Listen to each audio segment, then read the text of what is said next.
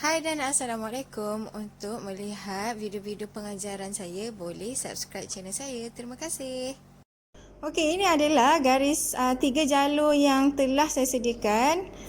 Seperti mana yang saya telah nyatakan pada video yang sebelumnya itu. Ini adalah info-info maklumat tentang bahagian-bahagian si adik. Manakala di bahagian belakang adalah garis 3 jalur yang saya peringkan untuk memudahkan murid menulis. Okey, contoh kita mesti menulis adik tadi. Jadi kena tulislah lukis. Pertama ada kepala, badan dan seterusnya bahagian kaki. Okay, itu untuk satu ruangan. Langkah satu baris, kemudian tulis lagi. Kepala, badan dan seterusnya kaki. Jadi contohnya huruf yang mempunyai bahagian badan saja. Okey, sini kepala, sini badan, sini kaki. Sini bahagian badan. Okey, jadi contoh huruf yang ada bahagian badan saja tadi huruf A. Cara menulis yang betul mesti kena sentuh garisan dan tidak boleh lepas garisan. Okay, kalau orang Sabah bilang tidak boleh limpas tu garisan. Jadi sentuh garisan, buat bulat, sentuh lagi garisan. Jangan bagi terlepas garisan. Macam mana yang dikatakan terlepas garisan? Contoh seperti begini. Dia akan merubah struktur bentuk huruf yang betul. Okay, selain huruf A, huruf apa lagi? Okey, selain huruf A, kita pergilah huruf lain. Okey, yang ada bahagian badan saja. Okey, kemudian contohnya huruf E. Okey. Seterusnya huruf M. Pastikan sentuh garisan tapi tidak lepas garisan. Kemudian MN. Ada lagi kita tertinggal C. A, C, E, M, N, O. Okey, dan sebagainya. Okey, seterusnya untuk huruf yang bahagian kedua adalah huruf yang ada bahagian kepala dan badan. Okey, contohnya huruf yang ada bahagian kepala dan badan, huruf B tadi. Okey, sentuh garisan, jangan terlepas garisan. Okey, B, lagi D. Okey, kemudian H. Okey. Kemudian I itu titik di bahagian badan kepalanya. Kemudian H-I-J bukan K. K kecil. Okey, dan sebagainya. Okey, seterusnya kita pergi kepada huruf yang mempunyai bahagian badan dan kaki. Okey, badan dan kaki. Contohnya huruf Y. Kemudian huruf G. Lagi huruf P. Okey, dan sebagainya. Dan satu-satunya huruf yang mempunyai kepala, badan dan kaki, bahagian kepala, badan dan kaki adalah huruf J kan? Satu sahaja. Okey, dan manakala untuk huruf besar, saya dah nyatakan tadi, dia mesti ada bahagian kepala dan badan sahaja daripada huruf A sampai huruf Z. Contohnya kita mulakan daripada huruf A. Sentuh garisan, jangan terlepas garisan. A, kemudian B. Kemudian kita pergi jauh sikit. K besar. Okey, seterusnya T. Y dan akhir Z. Okey, jadi daripada huruf besar daripada huruf A sampai huruf Z cuma ada bahagian kepala dan badan sahaja. Okey, sebelum saya teruskan dengan kesalahan-kesalahan yang sering dilakukan oleh murid, okey, ini adalah contoh bagaimana saya membantu murid saya mengingat bahagian-bahagian tubuh. Saya letakkan di dalam meja murid tadi, yang meja kaca. Dan ini adalah contoh-contoh informasi-informasi tentang si adik lah. Okey, mari kita pergi kepada contoh-contoh huruf-huruf yang sering murid lakukan kesilapan. Okey, sebagai contoh yang kerap sangat kesilapan murid lakukan kesilapan, contoh huruf P. Okey, biasanya murid akan tulis huruf P kecil begini. Sedangkan ini adalah huruf P besar.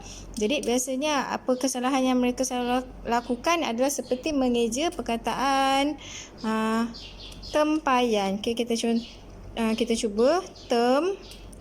Okey, tem Okey, begini. Pa. Dan satu lagi huruf Y.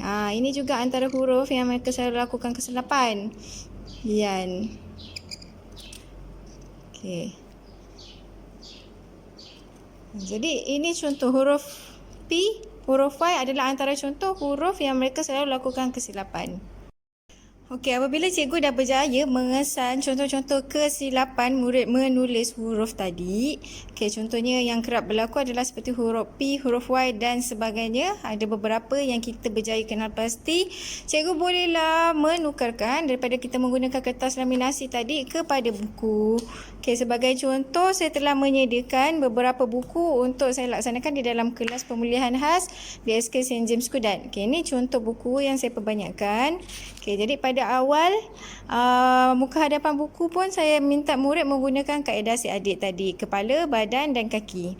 Okey, untuk menulis nama sahaja mereka perlu menulis dengan kaedah si adik, kepala, badan dan kaki. Ini adalah contoh 3 jalur si adik. Okey, untuk bahagian tepi sini, ruangan tepi sini biasanya untuk murid yang kurang mahir ataupun baru bermula dengan menggunakan kaedah si adik, mereka perlu menulis bahagian kepala, badan dan kaki. Si adik tadilah orang tadi. Okey, tulis satu, kemudian tulis lagi bawah, kepala, badan, kaki.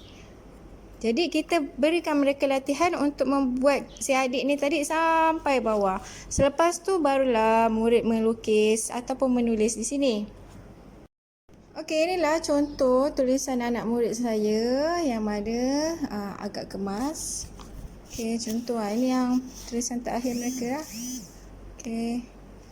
Sekiranya terdapat kesilapan, kesalahan, kita perbaiki. Okey, bagaimana seterusnya kita nak menukarkan tulisan pada buku yang berada di jalur 3 ni kepada buku yang ada di jalur 1. Okey, sebelum tu kaedah tadi saya juga telah aplikasikan dalam buku poket saya yang mana saya minta murid untuk menulis setiap perkataan setiap hari dan mereka akan tulis pada ruangan yang disediakan dan mereka akan bawa pulang serta memberikan mereka akan membaca bersama ibu bapa mereka.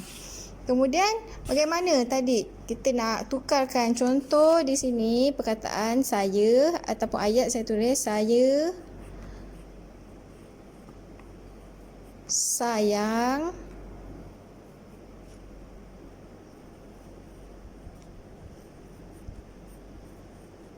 kelas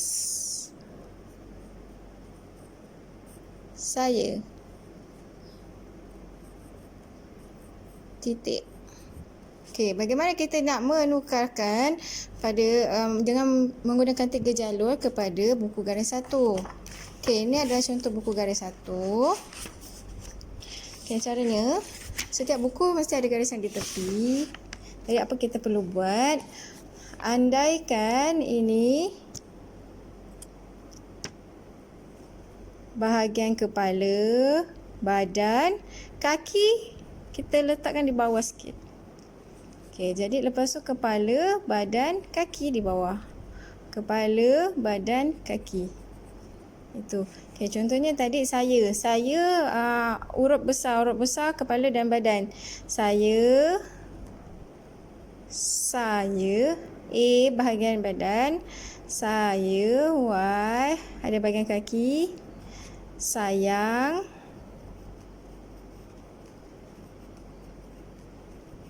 kelas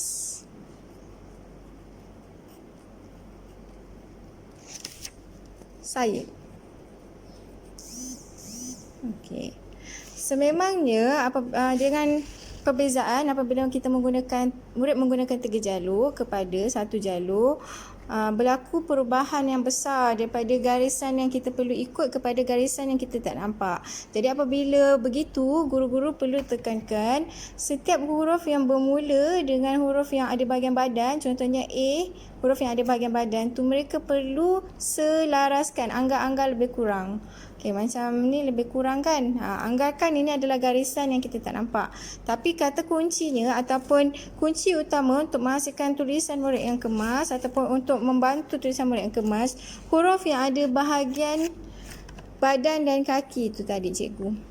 bahagian badan dan kaki, pastikan dia mesti turun kepada bawah garisan. Okey, contohnya Y, G. Okey, itu yang paling utama sebab contohnya kalau saya tulis perkataan sayang di sini. Okey, sayang huruf kecil lah semua. Tapi tiba-tiba S ada bahagian badan, A ada bahagian badan, tiba-tiba huruf Y sepatutnya yang ada bahagian badan dan kaki, dia tukar murid jadi badan dan kepala. Sayang. G pun berada di atas. Okey, ataupun kesilapan lain yang selalu murid lakukan adalah seperti begini. Tulisan dia terbang. Okey. Yang itu.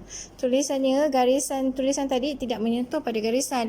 Itulah kunci tadi pada si adik, mesti sentuh garisan dan tidak limpas garisan. Tapi untuk garis satu, jalur satu, kita tak nampak mana garisan.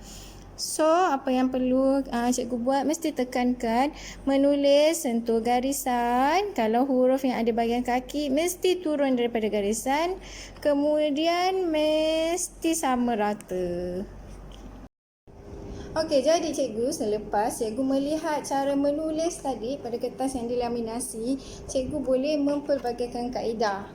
Sebagai contoh, semasa saya pergi membuat pembentangan inovasi, saya menyediakan atau memberikan penanda buku yang mana ada bahagian-bahagian huruf si adik dan juga QR code untuk dapatkan trial PNP ataupun slide PNP untuk membantu guru-guru membuat pengajaran menggunakan slide yang saya sediakan. Dan pada belakang penanda buku juga saya menyediakan 3 jalur untuk membantu murid mengingat dan secara tidak langsung dapat menulis. Contoh, saya tuliskan saya punya nama dekat sini. Okay, nama saya Nakuya. Jadi saya gunakan kaedah yang sama. Untuk saya tulis pada penanda buku yang telah saya perolehi. Okay, andaikan saya adalah pengunjung. Okay, jadi saya menggunakan kaedah kepala, badan dan kaki tadi. Huruf N, huruf besar ada bahagian kepala dan badan saja. Huruf A ada bahagian badan saja. Huruf Q ada bahagian kepala dan badan. Huruf U bahagian badan sahaja. Huruf I kepala dan badan. Huruf A sama tadi ada bahagian badan saja dan huruf H ada bahagian kepala dan badan. Okey, selain itu juga cikgu-cikgu bolehlah menggunakan kertas seperti begini. Okey, apa yang saya buat di atas ini? Yang di atas ni saya akan memberikan gambar untuk murid menampal dan pada garisan bawah murid boleh menulis ruang jawapan ataupun saya akan memberikan murid saya satu contoh perkataan, mereka akan menampal doh pada bahagian ruangan atas dan manakala di bahagian bawah mereka akan salin kembali. Jadi itulah cara saya ataupun saya punya inovasi yang mana menggunakan bahagian badan iaitu si adik untuk membantu murid menulis dengan kemas dan cantik. Okey, untuk peringatan, guru-guru perlu memberikan perhatian untuk inovasi ini semasa melaksanakan di dalam kelas kerana inovasi ini bukanlah satu inovasi yang membolehkan murid secara terus untuk menulis perkataan dengan cantik. Dia memerlukan masa dan guru-guru perlu sentiasa memberikan pemantauan kepada murid-murid khususnya dalam tulisan.